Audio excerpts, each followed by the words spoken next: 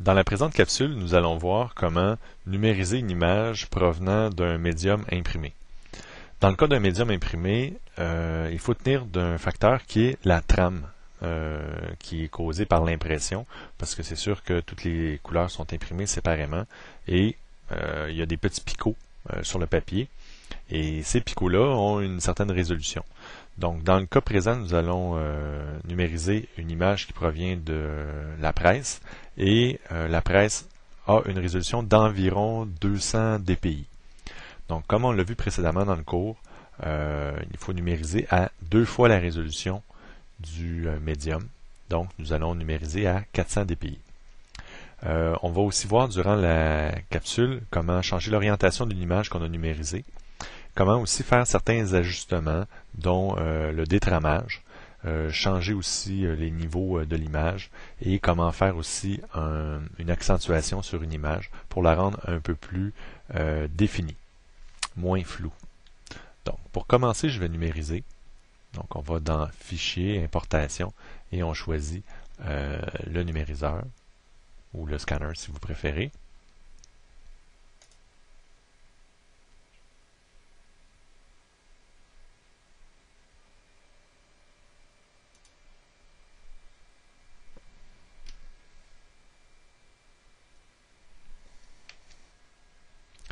Donc, grâce à la magie un petit peu de l'enregistrement, je vais accélérer un petit peu la numérisation. Dans un premier temps, on peut ajuster la qualité de la numérisation. Souvent, ça va se retrouver dans un panneau qui s'appelle Options, Avancées, Paramétrage, Calibration. Dans le cas ici, il s'agit d'ajuster la qualité de photo numérisée. Donc, comme je le mentionnais, il s'agit de la presse, donc je mets le double de la résolution. On ne fait aucun changement au niveau de la luminosité ou du contraste. Toutes ces choses-là, nous allons les faire dans Photoshop. Donc, idéalement, on ne fait rien avec le numériseur qu'on ne peut pas faire dans Photoshop parce que souvent, si on le fait dans Photoshop, on peut paramétrer ça, revenir en arrière, recommencer plus facilement que faire une numérisation qui va prendre 10 minutes et finalement, l'ajustement qu'on a fait ne nous convient pas et il faut recommencer la numérisation qui va encore prendre 10 minutes. Donc, parfois, pour sauver du temps, il vaut mieux faire une numérisation standard et après, on fait les ajustements dans Photoshop. Donc, je mets ma résolution à 400. Je demande un aperçu. Bon, vous allez probablement avoir sur certains scanners, pré-scan, preview, des trucs comme ça. Donc, j'ai un aperçu. On a toujours des petites poignées ici qu'on peut ajuster pour la zone qu'on va numériser.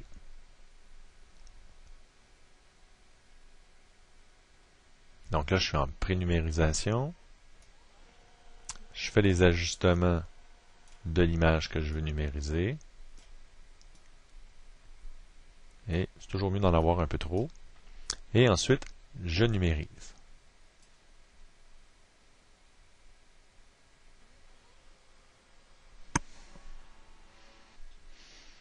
Wow, ça a numérisé pas mal vite, n'est-ce pas? Bon, c'est sûr que j'ai sauté un petit peu une étape là, pour gagner du temps. Normalement, ça aurait dû prendre 1 minute ou 2. On a notre image. Elle est pas tellement droite. Donc, dans un premier temps, on peut la redresser grâce à la petite règle ici qui se trouve en dessous de la pipette. Donc, je prends la règle et je trace un trait comme ça ici qui suit un des angles de la photo et je vais dans Image, Rotation du canevas, arbitraire. Et comme par hasard, j'ai 2,35 degrés dans le sens des aiguilles d'une montre. Eh bien, ce n'est pas un hasard, c'est l'angle, justement, qu'a mon trait ici. Donc, je fais OK. Et automatiquement, mon image est redressée. C'est merveilleux. Il ne me reste plus qu'à recadrer mon image avec l'outil de recadrage ou Crop Tool en anglais. S'il y a des paramètres ici, on est mieux de les enlever. Et voilà.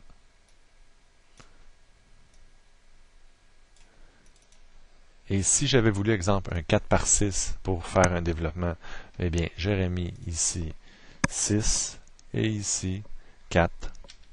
Exemple, 4 inch. et 6 inches. Oups, 6. Voilà. Donc ici, 4. Oh, un instant s'il vous plaît. Bon, me voici de retour.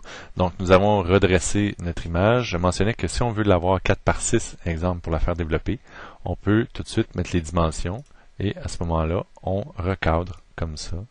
Et on a à ce moment-là exactement, on fait Enter pour confirmer notre dimension, on a exactement un 4 par 6.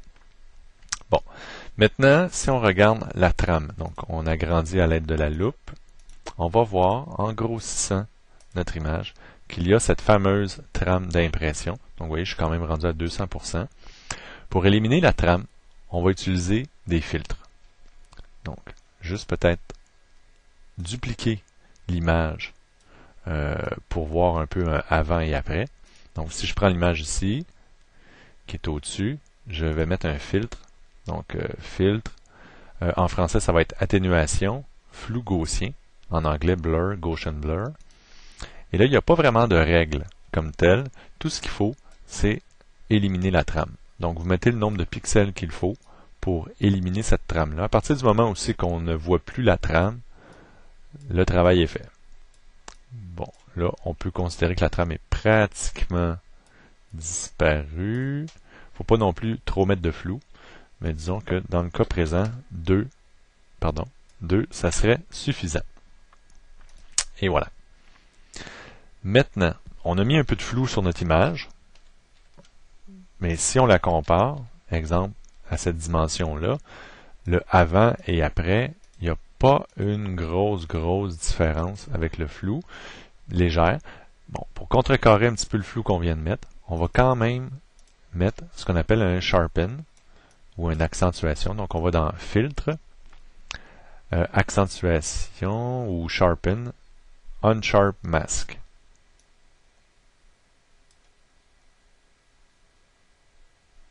Je vous rappelle, en français, ça va être accentuation. Et là, ici, on va faire quelques ajustements. On peut aller à une accentuation jusqu'à 150% sans problème. C'est juste à ce moment-là, il faut jouer avec le rayon, ou radius en anglais. Et on a tout de suite une prévisualisation ici. Donc, vous voyez, avant, après. Donc, il ne faut pas non plus y aller trop fort. Puis, ici, le niveau, en français, il ne faut pas non plus le mettre trop haut, parce que plus on met le niveau élevé, moins l'accentuation se fait. Voilà. Donc, si je regarde avant, après, parfait. Dernier ajustement, ça va se faire au niveau de image ajustement avec les niveaux, ou level en anglais. Si je regarde ici, il y a vraiment beaucoup de pertes au niveau des tons pâles, parce qu'on a une espèce de grosse zone ici où il n'y a absolument aucune information. Et en effet, si on regardait notre image au début, elle était quand même relativement fade. Donc on peut ramener ici les niveaux au début, comme ça, et ramener notre courbe ici comme ça. Voilà. Donc si je compare mon image, CTRL- pour la réduire. Donc ça c'est mon image après, ça c'est mon image avant. Donc déjà là elle est beaucoup mieux. Et voilà. Donc c'est grosso modo la technique pour numériser adéquatement. C'est sûr qu'il y a d'autres ajustements qu'on pourrait faire au niveau tant de la luminosité, contraste, saturation et couleur. Donc, si j'y vais ici au niveau de la luminosité contraste, je peux faire encore quelques petits ajustements. Voilà, comme ça ici. Et au niveau de la couleur aussi, je pourrais resaturer certaines couleurs au besoin. Donc, j'augmenterai un petit peu la saturation si on en a besoin, bien sûr. Donc, toujours, si on fait une comparaison, notre image ici avant et notre image après est beaucoup plus éclatante, beaucoup plus définie et surtout, il n'y a pas de moiré dû à la trame d'impression. Donc, à vous de le faire maintenant. Bonne chance!